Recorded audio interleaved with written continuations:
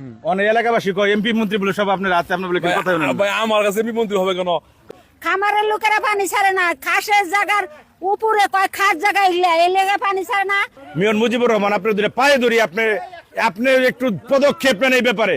আপনি মাছের খামারের যারা সিন্ডিকেট আছে, এই সিন্ডিকেটের বিরুদ্ধে আপনারা অ্যাকশন নেন। ভাই এই যে আপনি এই মাছের খামারের মালিক, অনেক এলাকাবাসী কয় এমপি মন্ত্রী বলে সব আপনার আছে, আপনার বলে কেউ কথা বলেন না। ভাই আমার কাছে এমপি মন্ত্রী হবে কেন? এই পানি আটকে থাকলে যে পিছন পানি না যেতে দেয়, আমি কেমনে যেতে দিই? বড় বড় বিএমপি নেতারা বলে আপনারা শেল্টার দেয়। আরে ভাই এটা কেমন ধরনের কথা কেন? আমার আমি এখানকার লোক নাকি? আমি তো এলাকার লোক না। মানুষের বিভিন্ন ম্যানেজ করে না।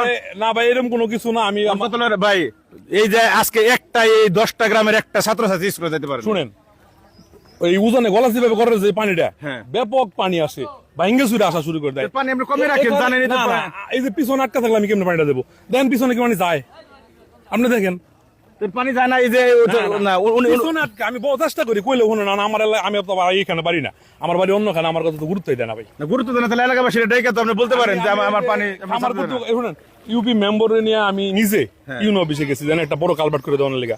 হেরা বলছে জুনের পরে দিবে।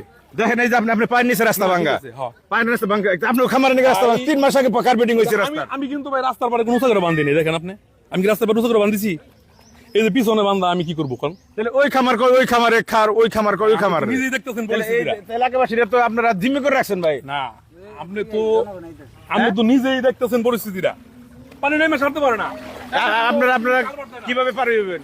আসসালামু আলাইকুম। আমরা কিভাবে ওই যে কাপড় ভিজে যাইতে হবে, তাছাড়া তার উপায় দেখতেছি না। আপনারা কাকু যাইতে পারবেন? গান যাবো পানি আপনারা পুরুষ মানুষ যাইতে পারবেন? কাঁচা টাচা দিচ্ছেন আমার মতো। মহিলা মানুষ হলে শিশু হইলে কি করবো? খুব কষ্ট। হ্যাঁ, এরম বন্যার মধ্যে থাকুন যায় দেখেন না অবস্থা। এটা তো বন্যা না, এটা তো প্রাকৃতিক বন্যা না, এটা কৃত্রিম বন্যা। মানুষ তারা তো পানি আটকে রাখছে। হ্যাঁ, এই যে খামারে বন্ধ করে খামার যে এই বিষয় থাকবো। লোকেরা পানি ছাড়ে না, বুঝছেন? খামারের লোকেরা পানি ছাড়ে না, খাসের জায়গার উপরে কয় খাস জায়গা ইল্লা এই লেগে পানি ছাড়ে না। সব গাছ গাছালি ভেঙ্গে ভেঙ্গে পড়তেছে, যে খাস জায়গার গাছ গাছালি যা আছে ভেঙ্গে ভেঙ্গে পড়তেছে। আমগো সহায় করে রাখছে, আমরা কোনো দিক বাইরে যেতে পারি না। খামারের লোকে গলিগে আমরা খুব অসহায়তে আছি। কত হলো মাছের ব্যবসায়ী, মাছের খামারে যারা ব্যবসা করে, এগো পিছনে হাত আছে, এরা বড় বড় সিন্ডিকেট। এরা এই যে বিশেষ করে আফজাল, উনার নাম বলে আফজাল।